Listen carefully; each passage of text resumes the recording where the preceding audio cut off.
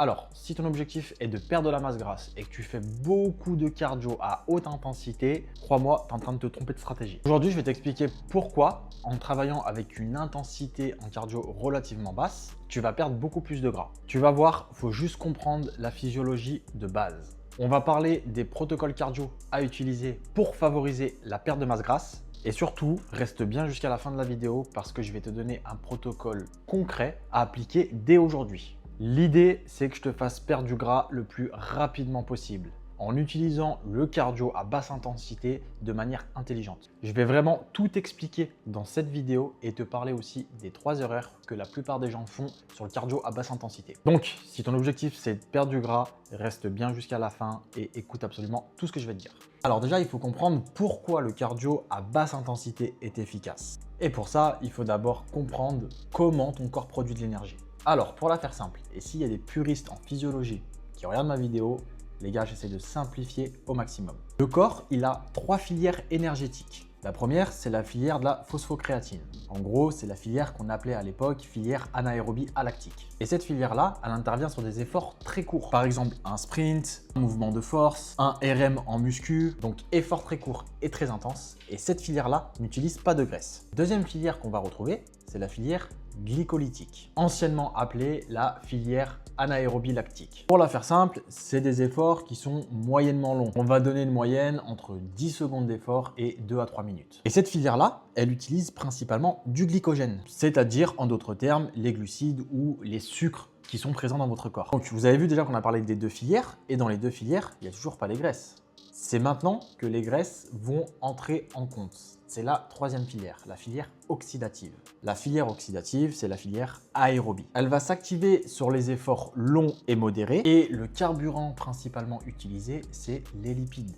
Autrement dit, la masse grasse. En d'autres termes, vos graisses corporelles. Et pour la faire vraiment simple, tu dois comprendre que plus ton effort va être intense, plus ton corps va puiser dans les réserves de sucre. Et à contrario, plus ton effort va être à basse intensité, plus ton corps va puiser dans les réserves de masse grasse. Et c'est justement là qu'intervient la notion de zone 2. La zone 2, ça te parle pas, tu sais pas ce que c'est, tu n'as jamais entendu parler de ça de toute ta vie. Et là, il y a moi sur YouTube qui te parle de ça. Bouge pas, panique pas, je vais t'expliquer tout de suite ce que c'est la zone 2. En réalité, il existe différentes zones de fréquence cardiaque. De la zone 1 à la zone 5. Pour la faire très simple les gars, la zone 1, c'est une intensité très basse.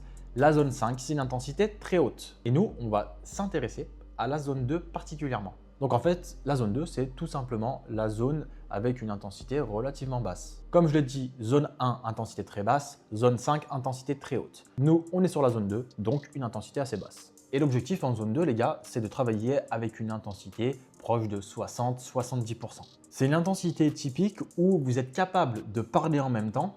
Mais attention, en zone 2, ça ne veut pas dire je marche, je parle en même temps, donc je suis en zone 2. Non.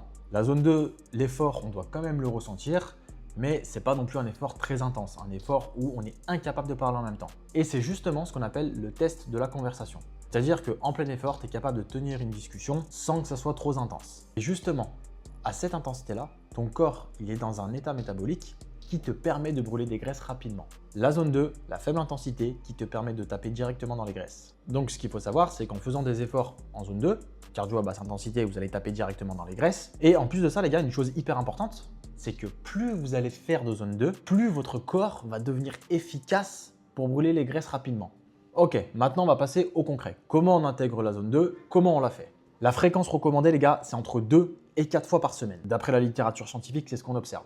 La durée, elle doit être d'environ 30 minutes. Bon, en fait, en dessous de la fourchette précise de 25 minutes, l'effet oxydatif, il est limité. En fait, considérez que votre corps, il a un petit peu besoin de temps pour s'adapter à cette filière oxydative. Donc, si vous faites juste 15 minutes de zone 2, effectivement, c'est mieux que rien, mais c'est pas le plus optimal. Maintenant, comment on peut faire la zone 2? Est-ce qu'on est obligé de la faire en course à pied? Est-ce qu'on doit la faire sur rameur? Est-ce qu'on doit la faire sur vélo? Le plus accessible, les gars, ça reste le vélo. Là, vous allez me dire, ouais, mais pourquoi le vélo? Moi, je peux aller à la salle et faire ma zone 2 sur un tapis. Alors oui, ça fonctionne aussi. Mais en fait, le vélo, déjà de 1, il y a beaucoup moins d'impact articulaire et en plus de ça les gars, vous pouvez contrôler l'intensité du vélo bien plus facilement qu'en course à pied. Après le rameur ça peut être aussi une très bonne option et la natation aussi. Mais si vous n'avez pas l'habitude de nager les gars et que vous faites 30 minutes de natation, croyez-moi le soir à 18 h vous allez dormir. Et attention les gars, la zone 2 elle doit pas être trop rapide. Sinon vous allez vous rapprocher de la zone 3. C'est là que beaucoup font l'erreur. En fait la zone 2 ça paraît simple mais la plupart des gens la font mal. Moi le premier les gars, je l'ai mal faite pendant des années. L'erreur numéro 1 qu'on va retrouver, c'est aller trop vite. C'est l'erreur classique. Vous arrivez à la salle, vous vous mettez sur un tapis, vous courez, vous avez envie de vous sentir en effort, donc vous accélérez. Et du coup, à ce moment-là, vous basculez en zone 3, voire même en zone 4. Et du coup, comme l'intensité est trop haute, du coup, vous êtes sur la filière glycolytique. Et du coup, vous tapez des sucres au lieu de taper les graisses. Du coup, vous vous démontez la gueule à courir plus vite, mais au final, pour moins de résultats, parce que au final, vous n'allez pas taper dans les graisses, vous allez taper dans les sucres. Le plus difficile en zone 2, les gars, c'est de trouver le bon niveau d'intensité. Idéalement, faites-le avec une montre connectée. Si vous avez une Apple Watch ou une montre connectée qui vous affiche vos BPM, c'est parfait. La deuxième erreur, les gars, c'est le timing de zone 2. Et moi, le premier, je l'ai fait cette erreur, les gars, pendant longtemps. Pendant longtemps, moi, le premier, je me disais, bon, 10 minutes de zone 2, c'est mieux que rien. Sauf qu'en réalité, comme on a vu, la zone 2, la filière oxydative, elle est active à partir de 25 minutes d'effort. Donc en fait, si vous faites 10 minutes, je dis pas que ça sert à rien, mais c'est pas le plus optimal. Donc n'hésitez pas à faire des efforts un petit peu plus longs en zone 2. 25 à 60 minutes. Et la troisième erreur, c'est l'abandon parce que c'est trop facile. Bah ouais, la zone 2, c'est facile. Comme on l'a vu, on est en zone 2 sur 5. Donc l'intensité, elle va être autour de 4-5 sur 10. Et comme beaucoup vont pas avoir l'impression de travailler entre guillemets, ils vont pas se sentir essoufflés, ils vont pas se sentir carbonisés, ils n'auront pas l'impression d'avoir forcé, c'est là que la perception de l'effort intervient et du coup on va se dire ouais mais je cours mais vas-y je suis pas fatigué, ça sert à rien.